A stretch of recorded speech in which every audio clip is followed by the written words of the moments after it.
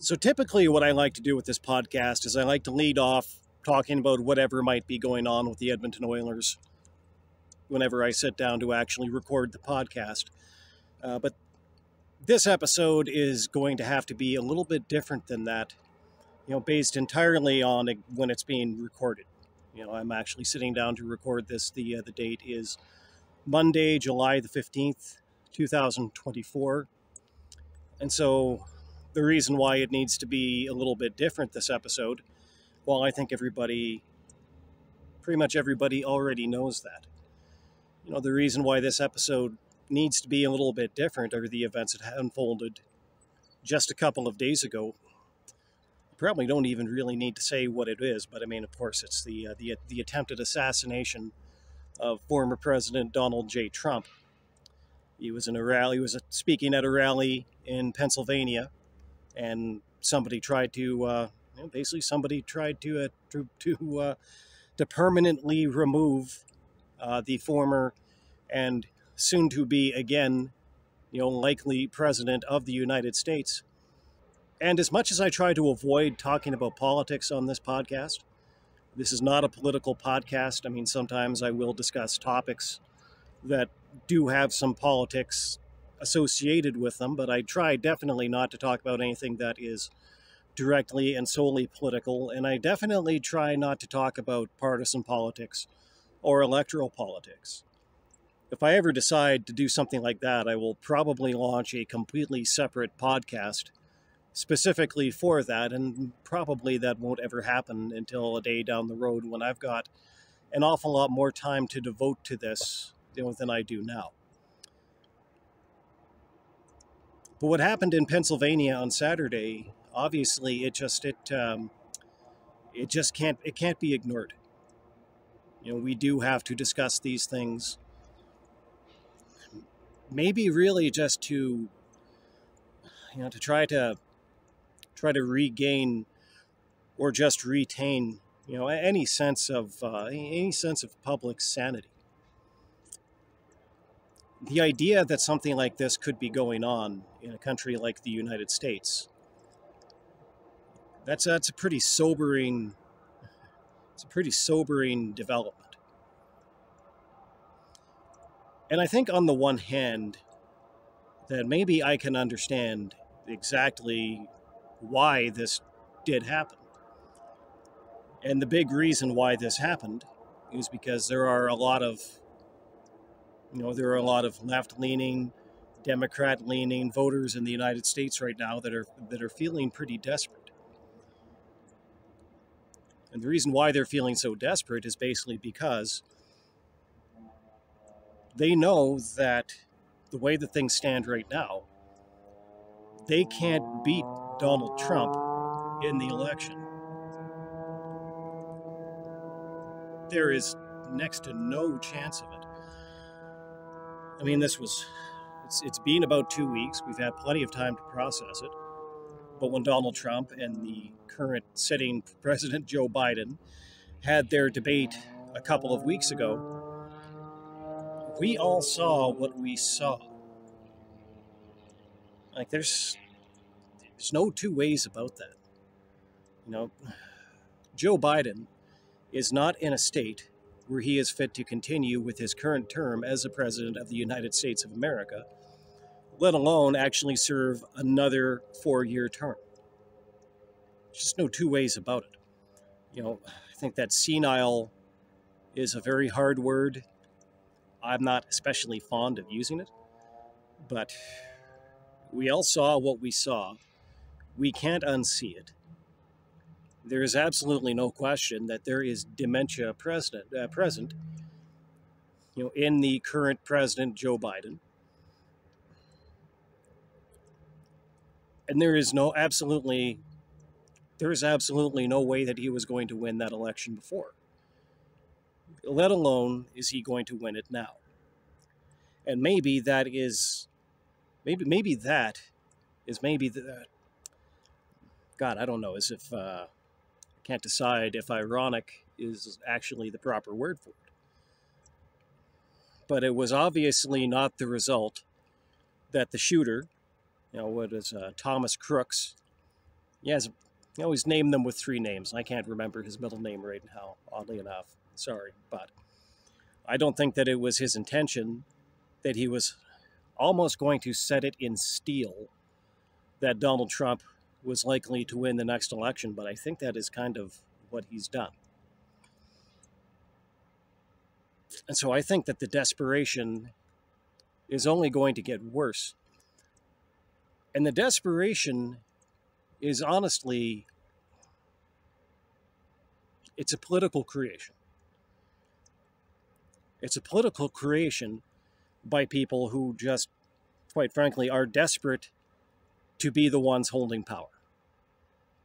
I think that we've seen out of this Biden administration that they don't really have any vision for what they intend to do with the amount of power that comes along with being the president of the United States, let alone being the president of the United States and having a Senate based on, backed by, led by your own party to back you up, even if the House of Representatives is basically held by the Republicans right now.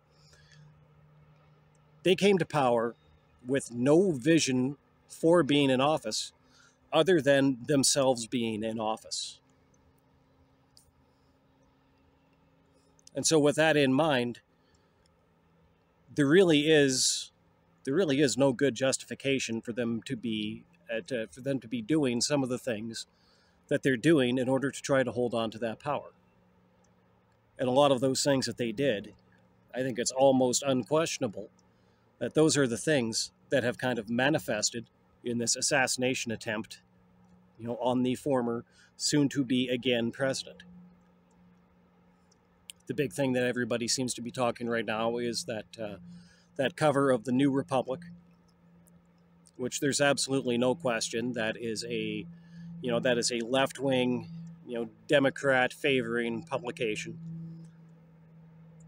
And they ran that issue with the image on the front cover of Donald Trump mocked up with Hitler's mustache and Hitler's haircut. And the headline was something like, American fascism, what would it look like? It was kind of unmistakable. The message that they were trying to put forward is that Donald Trump is the new Hitler. And they basically, they said, and it's like, we elect to fight, as hard as we can to make sure that Donald Trump doesn't get back into office. Ostensibly because he is allegedly the new Hitler. And it's almost mind-blowingly absurd when you think about it. Because the fact is that there actually really is no mystery in terms of what kind of president Donald Trump would be as the president of the United States. We've already seen that. It already happened. We've had it for 4 years. We had that for 4 years. And all of the things that these people are screaming to high heaven about to try to get people good and panicked, those things, they didn't happen. This idea of the United States becoming like a Fourth Reich, overthrow of democracy, all of these things, it didn't happen.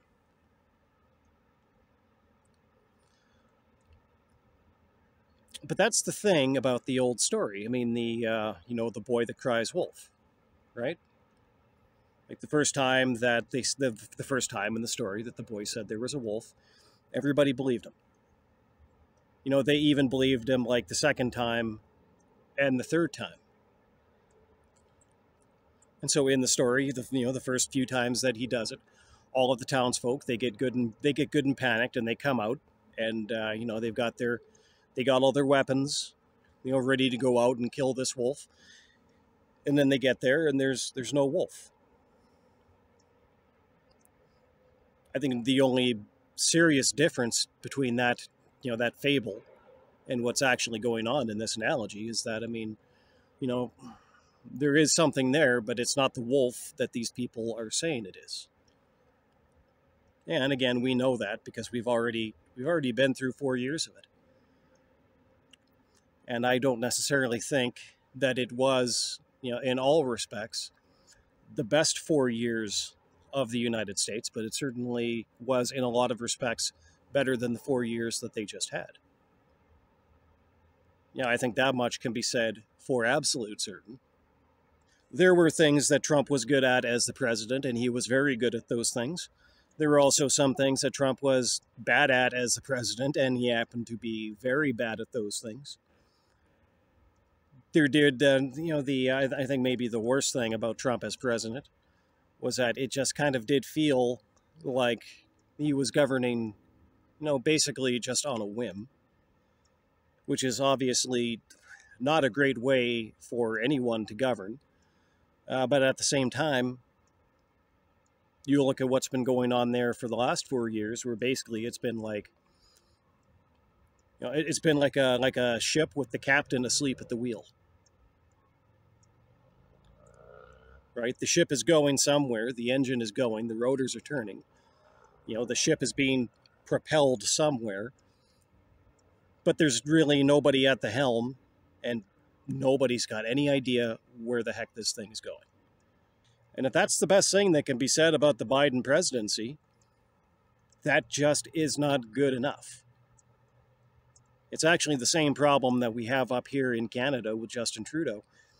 It is not enough, for the person that insists that they have to be the one, sitting there in that position, being seen there. It's not enough for that person just to want to be there.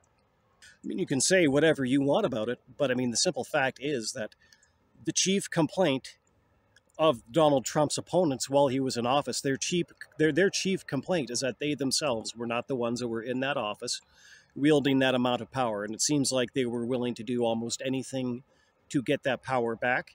And now it seems like they're willing to do absolutely anything to keep it, including, in some cases, like, I think that there's no two ways about it. You run around telling a country that, whose proudest moment was defeating the Nazis in World War II, that, a very likely presidential winner is themselves a Nazi. You are going to get an awful lot of people riled up, and you are going to see something drastic happen. Of course, now pretty much all of them come out and deny that this is what they wanted, despite the fact that they did a lot of things that this was really the only likely result of that kind of rhetoric. I think that there are actually plenty of people that are opposed to Donald Trump who actually had this in mind as a goal, especially once they realized, once the panic set in, there's the situation that they had basically created for themselves. It does kind of feel like they've tried absolutely everything else. They have politically weaponized institutions of the United States, that the most foundational law of the land, of course, I'm speaking about the United States Constitution, really says things. These are things that are not meant to be, that are not to be manipulated for the to the ends of just having or keeping or gaining political power. Essentially, that's what a lot of that does boil down to. So, of course, I'm talking about these sham prosecutions. And yeah, they very much are shams. They're ridiculous. And by the way, really, that's not even something that the proponents of these prosecutions themselves even deny. I think that they kind of come out and they say it pretty much openly. It's like, now that President Trump is a convicted felon, he shouldn't be able to run for office, and he shouldn't be able to win even if he can run for office. And now they are kind of waking up to this nightmare scenario that even though they did this absurd thing where they took something that actually was not really even a crime, and then they convoluted the thing until they could at least stand in court and pretend that it was a crime, and then they took the same individual act and they basically tried to slice it, dice it down so many different ways so that they could pretend that, like, it was multiple counts, like the same act was multiple counts of the same crime. That's how absurd this entire thing was. And that was what they did to try to make it so that President Trump, couldn't run for office, couldn't win even if he ran, And now that has completely blown up in their face and failed. Because not only does it turn out that, yes, he can still run, that basically because of the decision that they made to stand by somebody who is basically, for all practical intents and purposes, of the office, basically a corpse. For the amount, as far as it pertains to his ability to actually fulfill the duties of the office, Joe Biden is basically a corpse. He's basically like a dead man walking. And that is not to say that he's a dead man walking because somebody should go out and ice him. That's the opposite of what I'm saying. It's just basically, he's kind of like a zombie. I mean, you watch that debate that he had with Donald Trump, and to be honest with you, watching him at times in that debate, it was like if you've ever stared into the eyes of a jack-o'-lantern. Right? I mean, the pumpkin's there. They've cut out the face. It's hollow. There's a candle in there, so there is a little bit of light in there, but it's not very dim. That was Joe Biden in that debate.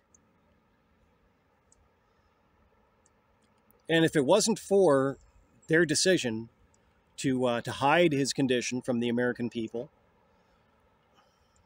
and to even run him as a candidate in the first place 4 years ago, despite the fact that even then, I think that a lot of people really did understand that there was a lack of capacity there, even then at that point in time. I mean, this is kind of a bed that they made for themselves.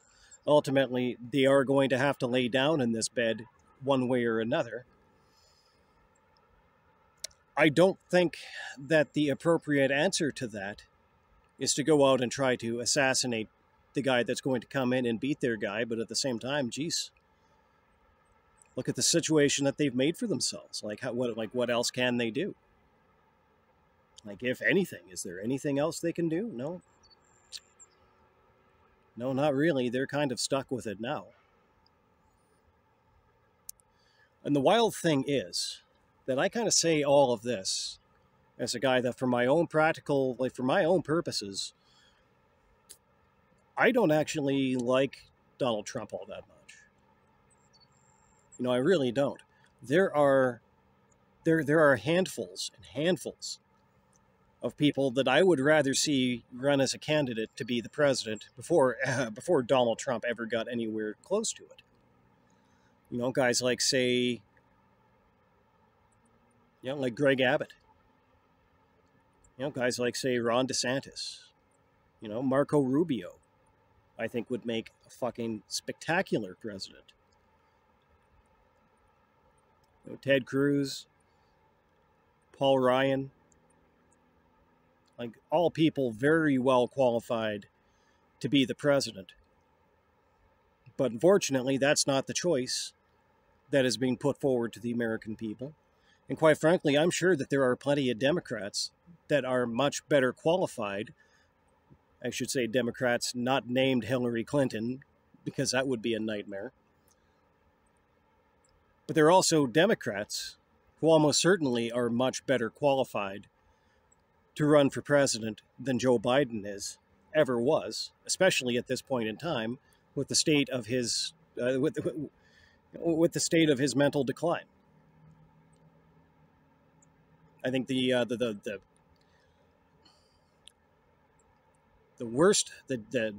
hardest blow that this Biden administration has struck against the American people was to make sure that all of the people that they brought up around Joe Biden were people that couldn't possibly outshine him, people that couldn't possibly replace him, people who are so almost comically inept at the roles that they have been placed into,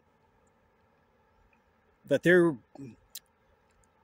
they not only did they not create any prospective challengers to Joe Biden within the Democratic Party, but they didn't even create any clear and obvious successors. And that's a problem that they made for themselves, even if they were to decide that they wanted to pull Joe Biden from the ticket, which, by the way, they should.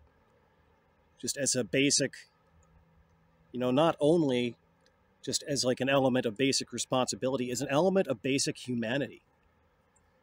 You cannot continue to subject somebody whose mental state is at this state of decline. You can't subject them to the stresses of the most important political office in the world. You can't do that and still call yourself a human being.